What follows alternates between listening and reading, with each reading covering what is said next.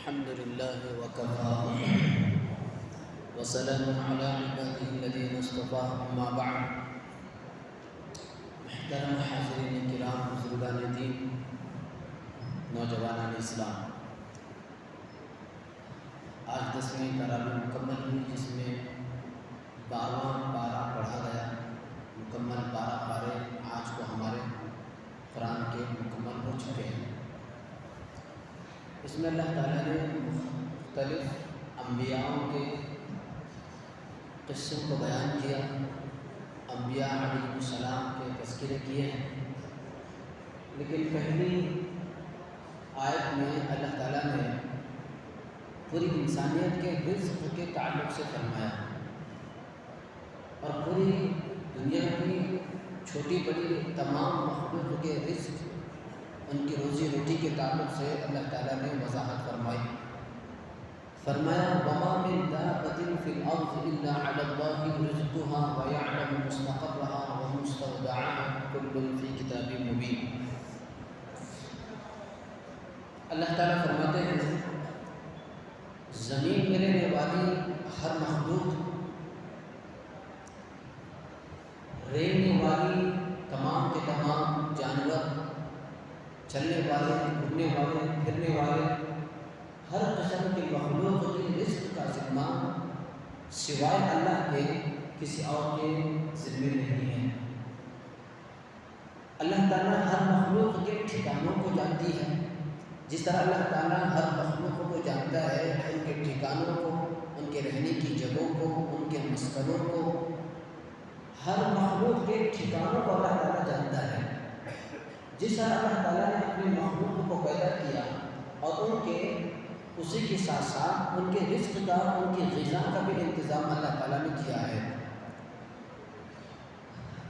تو دنیا کی بڑی بڑی مخلوق، انسان تو ویسے 2 روٹی پر اپنا گزارا کر سکتا ہے، لیکن دنیا کی اتنی بڑی بڑی مخلوق ہے کہ ان کی غذا بے شمار، بے حد، بے انتہا ہے. آدمی بنا کر کے کھلانا چاہے تب بھی نہیں کھلا سکتا، لیکن پھر بھی اللہ تبارک و تعالیٰ اپنی اس بنائی ہوئی پیدا کی ہوئی مخلوق کو کھلاتا ہے، پلاتا ہے. لیکن انسان اس میں ذرا بے صبرا ہے. بالخصوص اس زمانے کے اندر ہر شخص یہ چاہتا ہے کہ میں جلدی مالدار بن جاؤں، مجھے زیادہ سے زیادہ مال حاصل ہو جائے، میں سب میں بہت بڑا مالدار بن جاؤں. یہ آج انسان کی بالخصوص اس زمانے میں خواہش رہتی ہے. آدمی کو یہ فکر نہیں ہوتی، یہ یقین نہیں ہوتا کہ میری غذا، میری رزق کا ذمہ اللہ تعالیٰ نے اپنے اوپر لے چکا ہے. ایسا نہیں ہوتا، اور اسی یقین کی کمی کی وجہ سے انسان ناحق چھین کر کے کھانے کی کوشش کرتا ہے، جھوٹ بول کر کے کمانے کی کوشش کرتا ہے، دھوکہ دے کر کے کمانے کی کوشش کرتا ہے. جھوٹ بول کر کمانے کی وجہ سے، دھوکہ دے کر کمانے کی وجہ سے، یا کسی کا حق مار کر کھا جانے کی وجہ سے کسی کی زندگی میں جتنا اللہ تعالیٰ نے رزق لکھا ہوا تھا، جھوٹ بول کر کمانے کی وجہ سے زیادہ نہیں ہو سکتا. دھوکہ دے کر کمانے کی وجہ سے اس کے رزق میں اضافہ ہوگا، تقدیر میں جتنا لکھا ہے اس سے زیادہ ہوگا، ایسا نہیں ہو سکتا.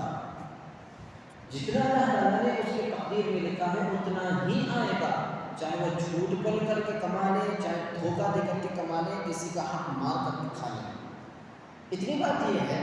لیکن ایک اشکال یہ پیدا ہوتا ہے کہ اگر جھوٹ بول کر کے کمانا اس کے حق میں آ گیا، دھوکہ دے کر کے کمانا اس کے حق میں آ گیا، تو پھر یہ کیا اللہ تعالیٰ نے تقدیر ویسی لکھی؟ اس کا جواب یہ ہے اللہ تعالیٰ نے ہر ایک کے تقدیر میں حلال ہی رکھا. جتنا اس کا رزق اور جتنا اس کے نام پر اس کی ملکیت میں جو مال، جو پراپرٹی، جو جائیداد آنے والی ہے، ہر ایک کے حق میں اللہ تعالیٰ نے حلال طریقے سے رکھا. لیکن انسان بے صبر ہے، وہ جلدی کی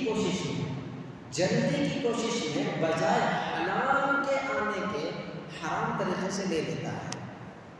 کسی کا حق مار کر کے لے لیتا ہے، جھوٹ بول کر کے لے لیتا ہے، دھوکہ دے کر کے لے لیتا ہے، اور اپنے نام پر اس کو جمع کر کے رکھتا ہے، وہی مال جو اس نے جھوٹ بول کر کے کمایا، دھوکہ دے کر کے کمایا، کسی کا حق مار کر کے جو کمایا ہے، وہی مال اللہ تعالیٰ نے اس کے حق میں، اس کی تقدیر میں، اس کی قسمت میں حلال طریقے سے رکھا تھا، لیکن اس نے بے صبر کر کے جلدی کی کوشش میں غلط طریقے سے، ناجائز طریقے سے اپنی قسمت میں لے لیا۔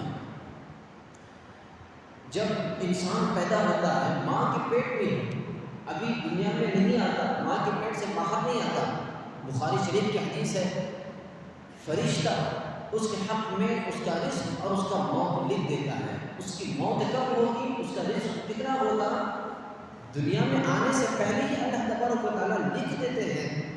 یکتب رزقہ و اجلہ، فرشتہ لکھ دیتا ہے اس کے رزق کو اور اس کے اجل کو، یعنی اس کی موت کو بھی لکھ دیتا ہے۔ ایک اور حدیث میں، ترمذی کی حدیث میں ہے، ترمذی شریف کی حدیث ہے، اللہ کے نبی صلی اللہ علیہ وسلم نے فرمایا کہ رزق انسان کو ایسے تلاش کرتا ہے جیسا موت انسان کو تلاش کرتا ہے۔ ان رزق یطلب العبد کما یطلبہ اجلہ، جیسا کہ اس کی موت اسے تلاش کرتی ہے، چاہے جہاں بھی چلا جائے موت سے اس کو چھٹکارا نہیں، جس طرح موت سے کسی کو چھٹکارا نہیں ہے، اسی طرح کسی کو اس کے حق میں جتنا غذا ملنے والا ہے، اس کے حق میں جتنا رزق ملنے والا ہے، اس کے حق میں جتنی پراپرٹی اور جائیداد ملنے والی ہے، وہ پراپرٹی، وہ جائیداد، وہ مال اسے تلاش کر کے اس کے دے کر ہی رہے گا، چاہے وہ جتنی کوششیں کر لے۔ تو وہ جتنے بھاگنے کی کوشش کرے، موت سے جتنا بھاگتا ہے موت اس کو آ کر ہی رہے گی، رزق سے جتنا بھی بھاگے اس کے حق میں جتنا ہے وہ آ کر ہی رہے گا۔ اسی لیے آدمی کو دھوکے سے کمانا نہیں چاہیے، جھوٹ بول کر کے کمانا نہیں چاہیے، ہمیشہ حلال کمائی کی تلاش میں رہنا چاہیے۔ ایک خاصیت حرام مال کی یہ ہے، جو آدمی کھاتا ہے اس کے اثرات ویسے مہیا ہوتے ہیں۔ کسی آدمی کے اندر عبادت کا جذبہ ہے، اخلاق کا جذبہ ہے، نیک کام کرنے کا جذبہ ہے، اچھے کام کرنے کا جذبہ ہے، تو اس کی علامت یہ ہے کہ وہ حلال کھاتا ہے، وہ مکروہات سے بچتا ہے، حرام سے بچتا ہے، ناجائز سے بچتا ہے، وہ جائز غذا کھاتا ہے۔ اگر وہ حرام کھائے گا، ناجائز کھائے گا، تو پھر اس کے حساب سے اس کے بدن کے اندر حرکات اور سکنات میں اثرات پڑیں گے، حرام کام کرنے کا دل چاہے گا، نماز چھوڑنے کا دل چاہے گا، غلط بولنے کا دل چاہے گا، وہ چاہے اپنے آپ کو کتنا بھی کنٹرول کر لے، دین کی بات بھی اگر وہ سنے گا، مجلس میں بیٹھ کر کسی اللہ والے کی بات بھی اگر سنے گا، تاریخ سنے گا، حدیث سنے گا، سیرت سنے گا، اس کا دماغ آٹومیٹک غلط سوچنا شروع کرے گا، یہ ایسا نہیں ہے، یہ ویسا ہے، یہ ویسا نہیں ہے، یہ ایسا ہے، یہ ایسا کیا جا رہا ہے، یہ ویسا کیا جا رہا ہے، آٹومیٹک۔ کیونکہ اندر مشین میں حرام کام کر رہا ہے، ناجائز غذا کام کر رہی ہے، اس کو اچھا سوچنے، اسے حلال سوچنے، جائز سوچنے کی اسی گنجائش وہ حرام مال نہیں دے سکتا۔ اس لیے آدمی کو حرام سے بچنا چاہیے، ناجائز سے بچنا چاہیے۔ اسی طرح اللہ تبارک و تعالیٰ نے ایک مضمون کی طرف اشارہ کیا، وَهُوَ الَّذِي خَلَقَ السَّمَاوَاتِ وَالْأَرْضَ فِي سِتَّةِ أَيَّامٍ وَكَانَ عَرْشُهُ عَلَى الْمَاءِ لِيَبْلُوَكُمْ أَيُّكُمْ أَحْسَنُ عَمَلًا۔ اللہ تعالیٰ نے فرمایا یہ تمام کے تمام آسمانوں اور زمینوں کو، ساتوں آسمان اور ساتوں زمین، جس طرح 7 آسمان ہیں اسی طرح 7 زمینیں بھی ہیں۔ اس کی دلیل 28 پارے کے آیت کے اندر ہے، ساتوں زمین بھی ہے، جس طرح اس کی الگ الگ خاصیتیں والی زمینیں موجود ہیں، اسی طرح آسمان بھی الگ الگ 7 آسمان ہیں، اور اس کی دلیل تو یہیں پر موجود ہے، خلق السماوات، قرآن کریم سے وہ ثابت ہے۔ تو اللہ تعالیٰ نے یہ آسمانوں کو اور زمینوں کو جو پیدا کیا ہے وہ فی 6 ایام 6 دنوں میں پیدا کیا، 6 دنوں میں ان 7 آسمانوں کو 7 زمینوں کو پیدا کیا، پوری کائنات کو پیدا کیا۔ اللہ چاہتا تو چٹکی میں پیدا کر سکتا، کیونکہ اللہ کا جو امر کن ہے، ہو جا تو ہو جا، پورے آسمان پورے زمین ہو جا کہتے، کن کہتے تو ہو جاتا، لیکن 6 دنوں میں کیوں اللہ تعالیٰ نے پیدا کیا؟ یہ انسانی مزاج کو سمجھاتے ہیں۔ اللہ تعالیٰ کا یہ سنت ہے، عادت ہے، ہر چیز کو دھیرے دھیرے آہستہ بتدریج اللہ تعالیٰ پیدا کرتے ہیں، انسان کے مزاج میں بھی یہ موجود ہے۔ آدمی کو جلد بازی سے کام نہیں لینا چاہیے، ہر کام کو صحیح ٹھیک طور پر بتدریج آپ وحی کے سلسلے کو بھی دیکھ لیجیے، اللہ تعالیٰ کے احکامات کو سلسلے بھی دیکھ لیجیے۔ ایک دم وحی پوری کی پوری پورا کا پورا آسمانی کتاب قرآن کریم نازل نہیں ہوا، بلکہ وہ بھی بتدریج نازل ہوا، کیونکہ انسان کا مزاج اس کو ایکسیپٹ کرنے کا، قبول کرنے کا، منظور کرنے کا وہ بھی آہستہ آہستہ ہے۔ پہلے توحید کی دعوت دی گئی، شرک سے چھوڑنے کی جو ہے دعوت دی گئی، پھر اس کے بعد دھیرے نماز کا حکم آیا، پھر دھیرے زکوٰۃ کا حکم، پھر دھیرے روزے کا حکم آیا، پھر اس کے بعد اللہ تبارک و تعالیٰ نے حرام سے چھوڑنے کا حکم دیا، اور پھر شراب کو حرام قرار دیا۔ یہ دھیرے احکامات نازل ہوئے، یہ انسان کو انسانی مزاج کو سمجھ رکھتے ہوئے۔ اسی طرح اللہ تعالیٰ نے یہاں پر ایک وجہ یہ بتائی ہے آسمان اور زمینوں کو پیدا کرنے کی، لیبلوکم ایکم احسن عملا۔ یہ ہم نے پوری کائنات کو اس لیے پیدا کیے ہیں تاکہ دیکھیں تم میں سے کون اچھا کام کرنے والا ہے۔ ظاہر سی بات ہے، پوری انسانیت میں حضرت آدم سے لے کر قیامت تک کے آنے والی انسانیت میں سب سے اچھے اعمال کس کے ہیں؟ سب سے بہترین اعمال کس کے ہو سکتے ہیں؟ سب سے بہترین اخلاق کس کے ہو سکتے ہیں؟ سب سے بہترین عبادت کس کی ہو سکتی ہے؟ جس کی سب سے بہترین نمازیں کس کی ہو سکتی ہے؟ ظاہر سی بات ہے وہ حضرت نبی کریم صلی اللہ علیہ وسلم کے ہیں۔ بہترین انسان، بہترین نماز پڑھنے والا، بہترین عبادت کرنے والا، سب سے اچھے اعمال کرنے والا وہ نبی کریم صلی اللہ علیہ وسلم ہے۔ ظاہر ہوا، اس سے یہ ظاہر ہوا پوری کائنات کی تخلیق کا مقصد وہ حضور کی بعثت ہے، حضور کی بعثت ہے۔ یہاں پر سیرت ثابت ہو جاتی ہے، لیبلوکم ایکم احسن عملا۔ اسی طرح اللہ تعالیٰ نے انبیاء کا تذکرہ کیا، حضرت نوح علیہ السلام کا تذکرہ کیا، وَلَقَدْ أَرْسَلْنَا نُوحًا إِلَىٰ قَوْمِهِ، کہ ہم نے نوح علیہ السلام کو ان کے قوم کے پاس بھیجا۔ تقریباً 950 سال تک حضرت نوح علیہ السلام اپنی قوم میں محنتیں کرتے رہے، مانے نہیں، آخر میں اللہ کا عذاب آنے والا تھا۔ وہ عذاب آنے سے پہلے اللہ تبارک و تعالیٰ نے حضرت نوح علیہ السلام کو حکم دیا کشتی بناؤ، کشتی میں ماننے والوں کو سوار کرو۔ پھر جو ہے پانی کا، سمندر کا، دریا کا طوفان آیا اور آ کر اس تمام کو بہا لے گیا، سب کو ہلاک و برباد کیا، ماننے والوں کو اللہ تبارک و تعالیٰ نے بچا دیا۔ اسی طرح حضرت ہود علیہ السلام کا اللہ تبارک و تعالیٰ نے تذکرہ کیا۔ حضرت ہود علیہ السلام کو اللہ تبارک و تعالیٰ نے قوم عاد کے پاس بھیجا تھا۔ قوم عاد تمام قوموں میں سب سے مضبوط، سب سے طاقتور قوم تھی۔ وہ یہ کہتی تھی من اشد منا قوہ، ہم سے طاقتور اس دنیا میں کون ہے؟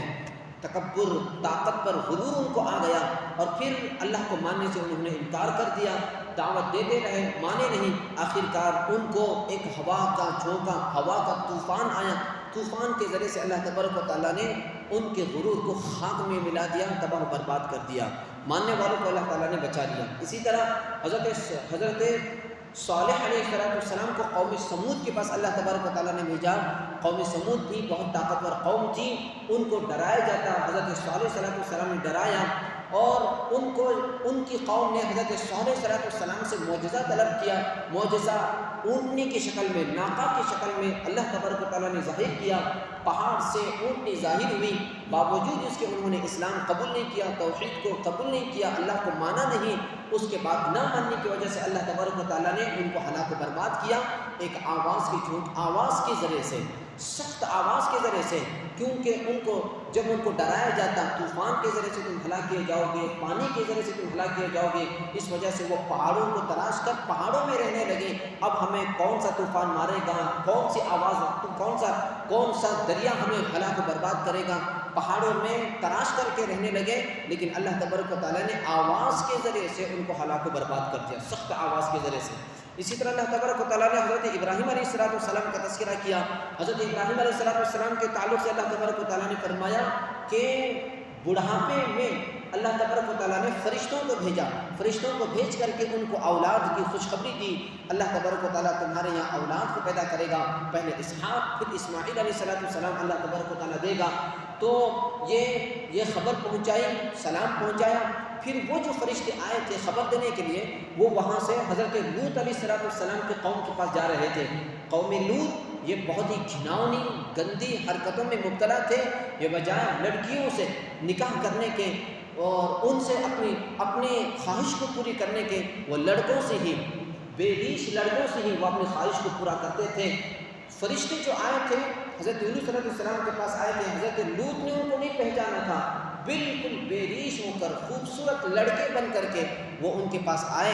وہ قوم لوط نے جب ان فرشتوں کو دیکھا تو ان کی طرف جھپک پڑے اور ان کے اوپر بری نظر سے ان کو دیکھے اور ان کو جو ہے غلط کام کرنے کے لیے ان کی طرف دوڑے۔ حضرت لوط علیہ السلام نے ان کو منع کیا، روکا، لیکن باوجود وہ رکے نہیں۔ حضرت لوط علیہ السلام کو ان فرشتوں نے کہا ہم لوگ فرشتے ہیں، یہ آپ کے قوم کے لیے ایک آزمائش تھی، انہوں نے مانا نہیں، لہٰذا ان کے اوپر اب عذاب آنے والا ہے۔ اللہ کی طرف سے عذاب یہ آیا، اس بستی کو آسمان سے نیچے زمین کی طرف ان کو پلٹ دیا اور پھر ان کے اوپر پتھروں کی بارش میں ہلاک و برباد کر دیے گئے۔ اسی طرح قوم شعیب کا بھی تذکرہ اللہ تبارک و تعالیٰ نے کیا۔ قوم شعیب کے تعلق سے قوم شعیب علیہ السلام کی قوم ناپ تول میں کمی کیا کرتی تھی، تجارت میں، بزنس میں، لین دین میں، کاروبار میں ناپ تول میں کمی کر کے بیچا کرتی تھی، لین دین کرتی تھی۔ حضرت شعیب علیہ السلام اپنی قوم کو روکتے تھے، منع کرتے تھے، ایسا مت کرو، یہ اللہ کا عذاب آ جائے گا، اللہ کی پکڑ اور گرفت میں تم لوگ آ جاؤ گے، اللہ تمہیں بخشے گا نہیں۔ منع کرتے تھے لیکن مانی نہیں، تسلیم نہیں کی۔ پھر اللہ تبارک و تعالیٰ کی طرف سے ان پر عذاب آیا، وہ ہلاک و برباد ہو گئے۔ اللہ سے دعا ہے اللہ تبارک و تعالیٰ ہم تمام کو قرآن کا صحیح فہم نصیب فرمائے۔ آمین وآخر دعوانا ان الحمد للہ رب العالمین۔